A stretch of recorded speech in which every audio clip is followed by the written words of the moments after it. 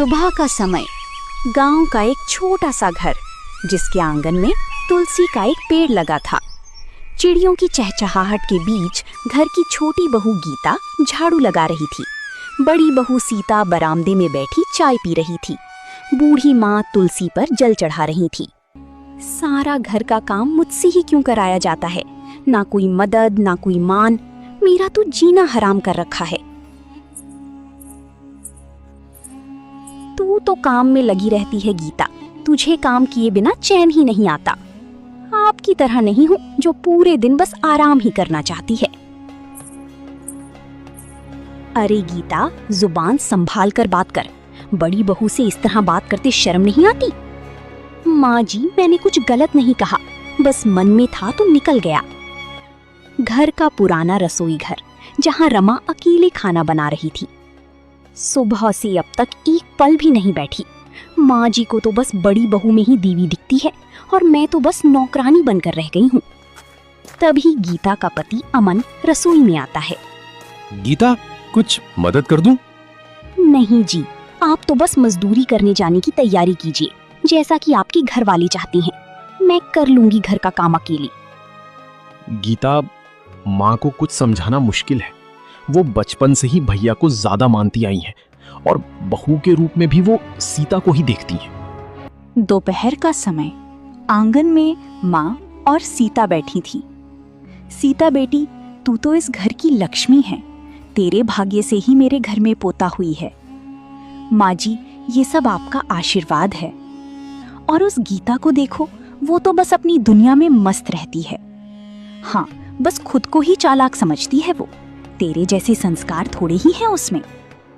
गीता दूर से सब सुन रही थी। उसकी आंखों में आंसू आ जाते हैं। रात का समय, सब खाना खा चुके थे। गीता चुपचाप बर्तन धो रही थी। गीता, तुम्हें बुरा लगा जो माँ ने कहा?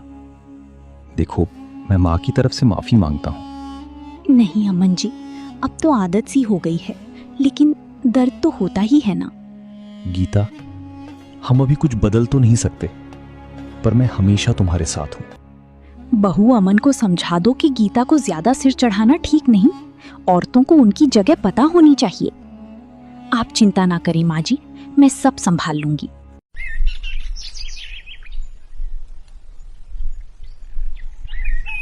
सुबह का समय, गीता रोज की तरह जल्दी उठ चुकी थी और चूल्हे पर चाय चढ़ा रही थी। बाहर से माँ और सीता की हंसी की आवाज आ रही थी। मेरी तो हर सुबह एक जैसी होती है, कोई बदलाव नहीं, बस काम, ताने और तिरस्कार। क्या यही लिखा था मेरे भाग्य में? तभी गीता की सास रसोई में आती है। गीता, सीता के लिए अदरक वाली चाय बना देना, आज उसकी तबीयत थोड़ी नासाज है। मेरी भी तो रात से तबीयत ठीक नहीं है माँ जी, फिर भी आपने मुझसे कुछ नहीं पूछा। ओह, अब बीमारी के बहाने बनाने भी सीख लिए तूने। अरे सीता से कुछ सीख, जो बिना शिकायत सब करती है। गीता चुपचाप आंसू रोकते हुए चाय में अदरक डालने लगती है। उधर बड़ा भाई रवि काम से लौटता है। माँ, मैं आ गया। आ बेटा, थक गया होगा। गीता, जल्दी से पानी ला। अभी लाई माँ जी। गीता सब देख रही थी कि किस तरह बड़ी बेटी और बहू का सम्मान किया जा रहा है, लेकिन उसे कोई नहीं पूछ रहा। इसके बाद आंगन में पूरा परिवार साथ बैठता है, केवल गीता को छोड़कर। रवि बेटा, हमें अपनी पोते के लिए अच्छे स्कूल का इंतजाम करना होगा। तेरा बेटा बहुत होशियार है। हाँ माँ, कल ही शहर चलकर देखता हूँ। अरे हाँ माँ जी, हमारा गोलू तो सब में अव्वल आएगा। माँ, गीता भी तो पढ़ी लिखी है, वो भी घर के बच्चों को पढ़ा सकती है। इस बहाने कुछ कमाई हो जाएगी। हमें किसी परदेसिन की पढ़ाई की जरूरत नहीं। हमारी बहू तो सीता है, गीता तो बस बोझ है। सन्नाटा छा जाता है। गीता कलेजे पर हाथ रखकर दूर खड़ी सब सुनती है। रात का समय, अमन और गीता अपने कमरे में बात कर रहे थे। गीता, मुझे शर्म आती है कि मैं तुम्हारा पति होकर भी मैं कुछ नहीं कर पाता।